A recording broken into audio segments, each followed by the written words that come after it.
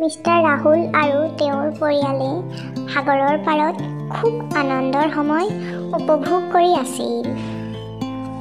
সেই সময়ত বল খেলি থাকোঁতে বল গছৰ আঁৰত হেৰাই থাকিল। বল বিচাৰি মিষ্টাৰ ৰাহুলৰ ল'ৰাটো অলপ দূৰলৈ আহিল।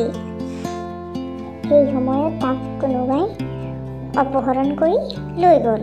বহু সময় যোৱাৰ পাছত মিষ্টাৰ ৰাহুল তেওঁৰ ল'ৰাটোক বিচাৰিবলৈ আৰম্ভ কৰিলে।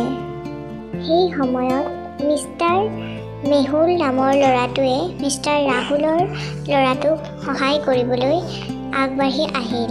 সেই সময়ত মিষ্টাৰ মেহুলে এজন ব্যক্তিক লগ পাই সুধিলে, কিন্তু সেই ব্যক্তিজনে ক'লে যে মই ৰাতিপুৱাৰ পৰা ইয়াত আছো, কিন্তু মই একো দেখা নাই।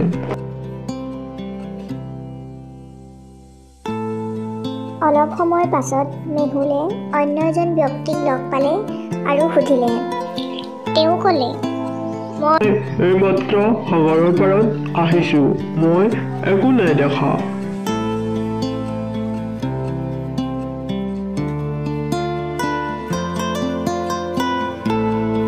অলপ সময়ৰ পাছত মেহুলে পুনৰ অন্য এজন ব্যক্তিক সুধিলে। তেওঁ ক'লে, মই বছ এতিয়া সাগৰৰ পাৰলৈ আহি আছো, মই এই বিষয়ে একো ক'ব নোৱাৰিম।